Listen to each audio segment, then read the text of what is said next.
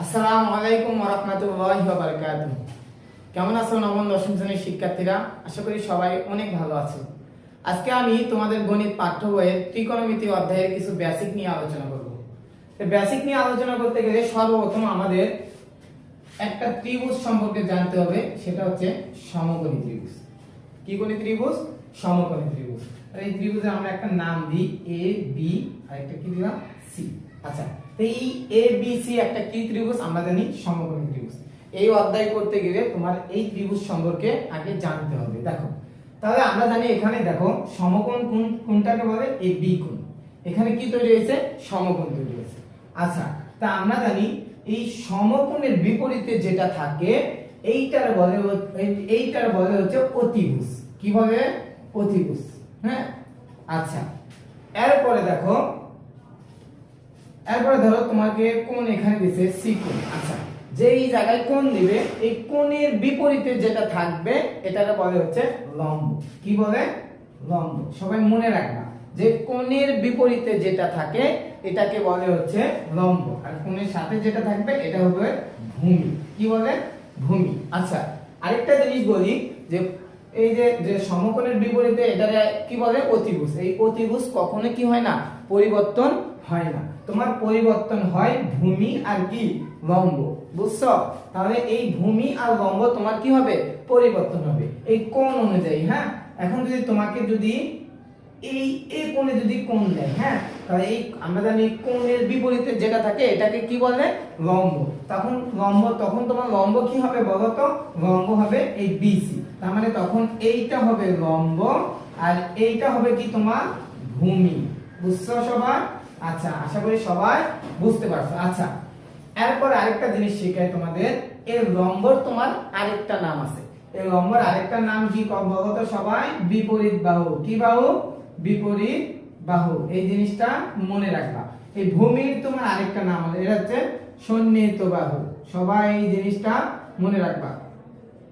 ওকে, আচ্ছা, তাহলে দেখো আমরা শিখলাম যে অতিভুজ কোনটা, ভূমি কোনটা, আর হচ্ছে লম্ব কোনটা। ওকে, তাহলে আমরা জানি অতিভুজের কি হয় না? কোনো পরিবর্তন হয় না। তোমার পরিবর্তন হয় কি? ভূমি আর কি লম্ব।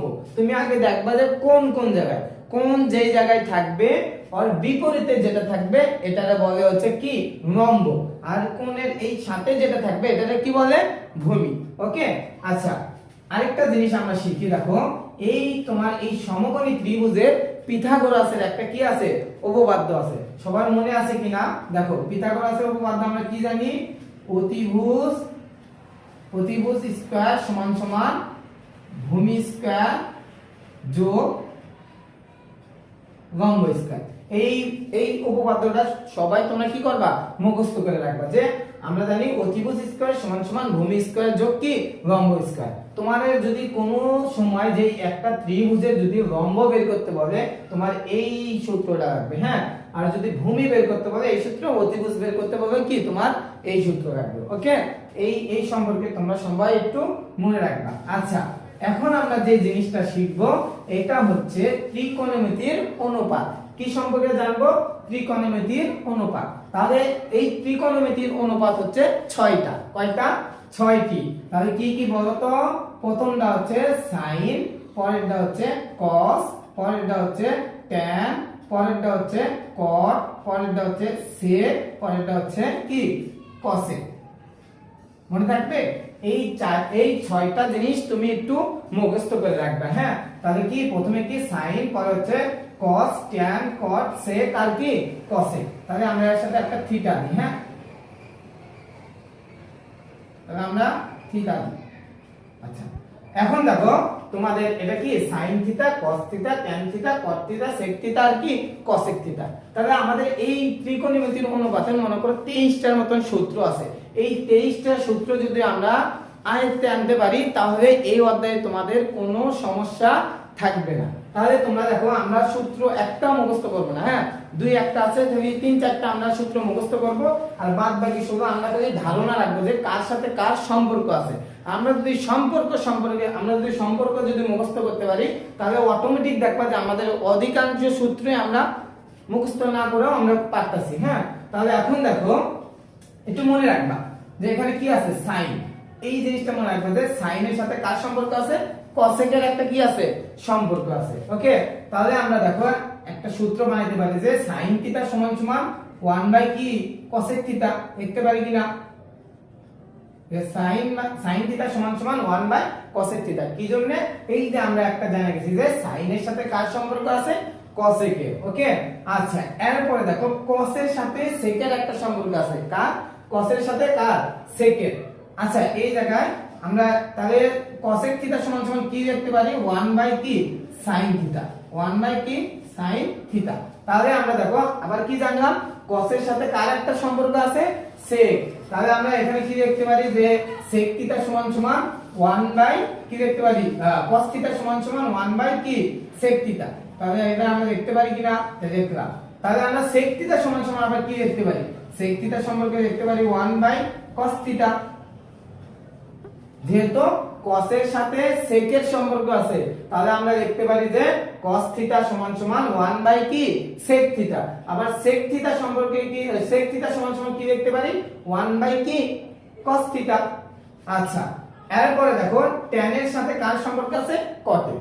tan এর সাথে কার সম্পর্ক, cot এর। তাহলে আমরা tan থিটা সমান সমান লিখতে পারি 1 বাই cot থিটা, কি লিখতে পারি, 1 বাই cot থিটা।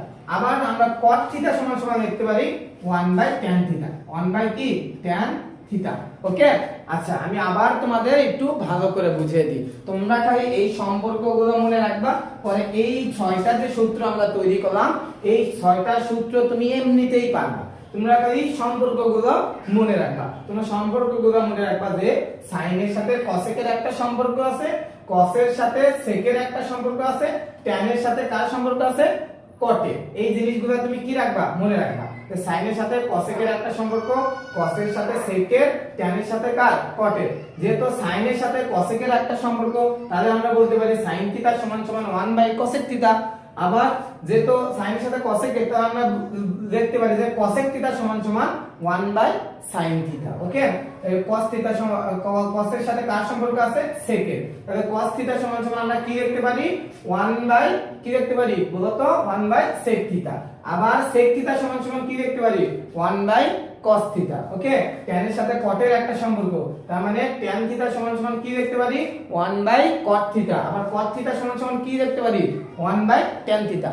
কয়টা সূত্র গেল, 6টা। এই 6টা সূত্র ইজি না, মুখস্থ করব না, আমরা খালি বুঝবো কার সাথে কার সম্পর্ক আছে। ওকে, আচ্ছা এই tan থিটা আর এই cot থিটার আরো দুইটা সূত্র আছে। হ্যাঁ, tan থিটা আর কি cot থিটা। তাহলে আমরা যদি tan থিটার আবার সূত্র যদি দেখি, যে tan থিটা সমান সমান sin theta by cos theta, sin theta by কি cos থিটা। এই সূত্রটা একটু মনে রাখবা, মানে না পারলে তোমরা মুখস্থ করে রাখবা। ওকে, যে tan থিটার যে আরেকটা সূত্র আছে, সূত্রের নাম কি, sin theta by cos theta. আচ্ছা এরপরে দেখো cot। তাহলে আমরা জানি cot এর সাথে tan এর একটা কি আছে, সম্পর্ক আছে। তার মানে আমরা বলতে পারি এখন কি, যে cos থিটা সমান সমান, মানে এর উল্টাটা লিখতে পারি যে cos থিটা সমান সমান sin থিটা। কি লিখতে পারি, cos থিটা সমান সমান sin থিটা। দেখো tan থিটার এই সূত্রটা মনে রাখবা যে tan থিটা সমান সমান sin theta by cos theta. যেহেতু tan এর সাথে cot এর একটা সম্পর্ক আছে, তাহলে cot থিটার সূত্র কি হবে, এর উল্টাটা। কি, tan এর কি হবে, উল্টাটা। তাহলে এটা কি হবে, cos থিটা বাই কি হবে, sin থিটা। তাহলে আমরা কয়টা সূত্র বললাম, কয়টা সূত্র বললাম ভাইয়া, 8টা। কয়টা সূত্র বললাম, 8টা। দেখো এখন আমরা আরো কিছু সূত্র বলবো। দেখো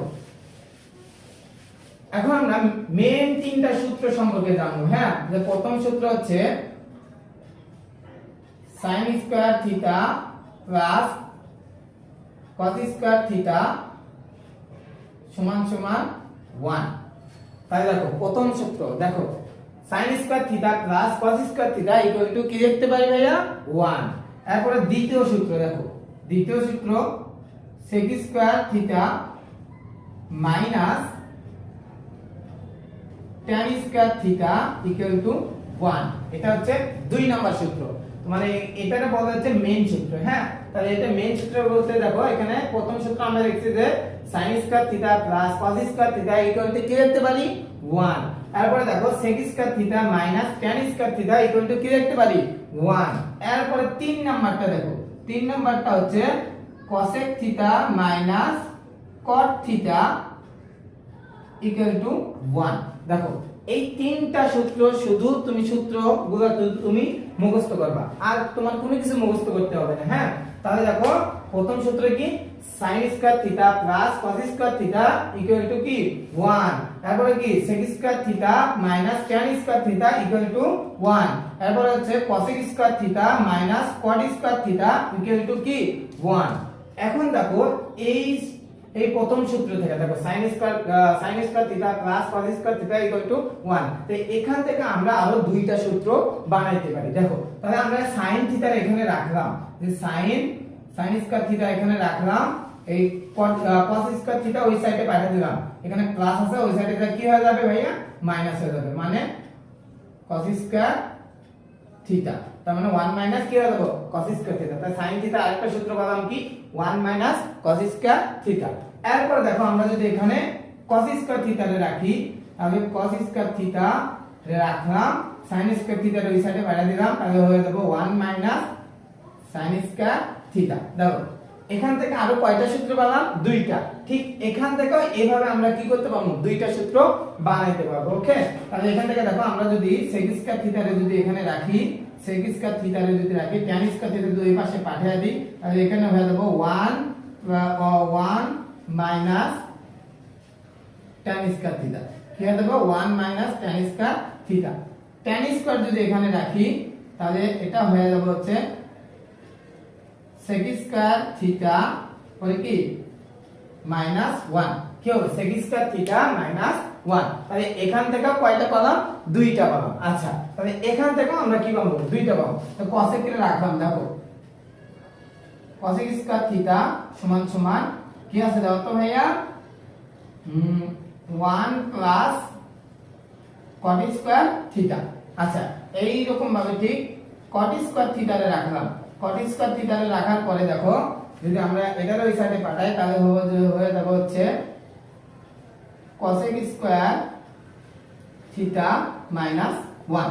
তাহলে দেখো আরো কয়টা সূত্র পেলাম, 1 2 3 4 5 6 7 8 9। তাহলে আরো আমরা 9টা সূত্র শিখলাম। তোমরা মেইন তিনটা সূত্র মুখস্থ করবা, এই তিনটা সূত্র জানা থাকলে এইগুলো তোমরা এমনিতেই পারবা। তোমরা শুধু এই তিনটা সূত্র মুখস্থ করবা। প্রথম সূত্র কি, sin square theta plus cos square theta equal to 1। আর দ্বিতীয় সূত্র কি, sec square theta minus tan square theta equal to 1। তারপর 3 নম্বর সূত্র কি, cosec square theta minus cot square theta equal to 1। আর এই বাদ বাকি দুইটা এগুলো তোমরা নিজেরাই বানাইতে পারবে। ওকে, আর এগুলো সম্পর্কে হালকা ধারণা রাখলেই তোমরা সব অঙ্ক করতে পারবা। আচ্ছা, এরপরে আমরা আরো কিছু সূত্র সম্পর্কে জানবো। দেখো আচ্ছা, আরো 6টা সূত্র আছে, এই 6টা সূত্র সম্পর্কে আমরা জানবো। দেখো প্রথম সূত্র হচ্ছে তোমার সহজ ভাষায় বোঝায় যে সাগরে লবণ অনেক। প্রথম সূত্র কি, সাগরে কি লবণ অনেক। তাহলে দেখো সাগর বলতে বোঝাইছে তোমার sin থিটা। কি বোঝাইছে বলতো, sin থিটা। সাগর বলতে কি বোঝাইছে, sin থিটা। তাহলে sin থিটা দেখো, লবণ অনেক, লবণ মানে লম্ব, লবণ মানে কি বোঝায়, লম্ব, অনেক মানে বোঝায় হচ্ছে অতিভুজ। কি বোঝায় বলো তো, অতিভুজ। তার মানে sin থিটার সূত্র হলো লম্ব বাই কি, অতিভুজ, লম্ব বাই অতিভুজ। ওকে, এরপরে দেখো হচ্ছে তোমার দ্বিতীয় নাম্বার দেখো cos, তার মানে cos এর সূত্র হচ্ছে কবরে ভূত অনেক, কবরে ভূত অনেক। তাহলে দেখো কবর মানে বোঝাইছে হচ্ছে cos থিটা। কি থিটা, cos থিটা। ভূত মানে কি বলতো, ভূত মানে হচ্ছে ভূমি, ভূত মানে কি ভূমি। আর অনেক মানে কি অতিভুজ। তার মানে cos থিটার সূত্র আমরা কি জানি, ভূমি বাই কি অতিভুজ, ভূমি বাই কি অতিভুজ। আচ্ছা, এরপর হচ্ছে টেরা লম্বা ভূত। বলো তো সবাই, কি টেরা লম্বা পরে কি ভূত। আচ্ছা, টেরা মানে কি, টেরা মানে হচ্ছে tan থিটা, টেরা মানে কি tan থিটা। আচ্ছা, লম্বা মানে কি বলো তো, লম্বা মানে হচ্ছে লম্ব, পরে হচ্ছে বাই ভূমি, লম্ব বাই ভূত মানে কি ভূমি। তুমি শুধু এই তিনটা জিনিস মনে রাখবা, আমি তোমাকে গ্যারান্টি দিলাম তোমার এই 6টা সূত্র তোমার এমনিতেই মনে থাকবে। ওকে, তুমি শুধু মনে রাখবা যে সাগরে লবণ অনেক, এটা হচ্ছে কি সাইন থিটার সূত্র। তার মানে সাগরে লবণ অনেক, তো সাগর মানে কি আমরা কি জানি সাইন থিটা। তুমি মনে করবা, তোমার যদি বলে সাইন থিটার সূত্র বলো তো, তাহলে বলবা যে আমরা তো করছিলাম যে সাগরে লবণ অনেক, তার মানে সাগর মানে আমরা জানি সাইন থিটা, তাহলে কি লবণ মানে কি জানি লম্ব, আর অনেক মানে কি অতিভুজ। তার মানে সাইন থিটার সূত্র হলো লম্ব বাই কি অতিভুজ। এরপরে যদি বলে তোমার কি বলতো cos থিটার সূত্র বলতো, cos মানে আমরা কি জানি কবর, তার মানে কবরে কি ভূত অনেক। তার মানে দেখো আমরা জানি কি cos থিটা কবর মানে কি cos থিটা, ভূত মানে কি ভূমি, অনেক মানে কি অতিভুজ। তার মানে cos থিটার সূত্র কি ভূমি বাই কি অতিভুজ, তার মানে ভূমি বাই অতিভুজ। এরপরে দেখো 3 নাম্বারটা দেখো টেরা লম্বা ভূত। তাহলে টেরা লম্বা ভূত, টেরা মানে হচ্ছে tan থিটা, লম্বা মানে কি লম্ব, ভূত মানে কি ভূমি। এই তিনটা মুখস্থ হয়েছে না? এই তিনটা যদি জানি, বাদ বাকি যে আরো তিনটা আছে এই তিনটা আমরা এমনিতেই পারবো। দেখো এই তিনটা আমরা দেখি, দেখো সাইনের বিপরীত আমরা কি করছিলাম বলতো কসেক, সাইনের বিপরীত কি বলছিলাম কসেক। তার মানে যদি কসেক থিটার সূত্র তাহলে কি হবে এর উল্টাটা, সাইনের কি হবে উল্টাটা। সাইনের সূত্র আমরা কি জানি লম্ব বাই অতিভুজ, তাহলে কসেকের সূত্র কি হবে বলতো অতিভুজ বাই লম্ব। ওকে, অতিভুজ বাই লম্ব। মানে তুমি যদি এই তিনটা সূত্র মুখস্থ করতে পারো, বাদ বাকি সূত্র তুমি এমনিতেই পারবা, বাদ বাকি যে তিনটা সূত্র আছে এগুলো তুমি এমনিতেই পারবা। আচ্ছা, এরপরে দেখো cos, তাহলে cos থিটার সূত্র আমরা জানি ভূমি বাই অতিভুজ। cos থিটার সূত্র আমরা কি জানি ভূমি বাই অতিভুজ। তাহলে cos এর বিপরীত কি জানি আমরা sec, তার মানে এখানে রাখবো হচ্ছে sec থিটা সমান সমান এটা উল্টাটা, তার মানে অতিভুজ বাই ভূমি, অতিভুজ বাই কি ভূমি। ওকে, পাঁচটা হলো, আরেকটা আছে দেখো tan থিটা। tan এর সাথে কার সম্পর্ক আছে আমরা জানি cot এর সম্পর্ক, তাহলে cot থিটার সূত্র কি হবে এটা উল্টাটা, তার মানে কি হবে বলতো ভূমি বাই লম্ব, কি হবে ভূমি বাই লম্ব। আশা করি সবাই বুঝতে পারছো, তাহলে আমি আরেকবার তোমাদের বুঝিয়ে দিতেছি। দেখো এই ত্রিকোণমিতির যে আরো 6টাতে সূত্র আছে, তুমি 6টা সূত্র 3টা মুখস্থ করবা, জাস্ট খালি এগুলো মুখস্থ করে রাখবা যে সাগরে লবণ অনেক, কবরে ভূত আছে, টেরা লম্বা ভূত। এই তিনটা যদি মুখস্থ করতে পারো, বাদ বাকি তিনটা তুমি এমনিতেই পারবা।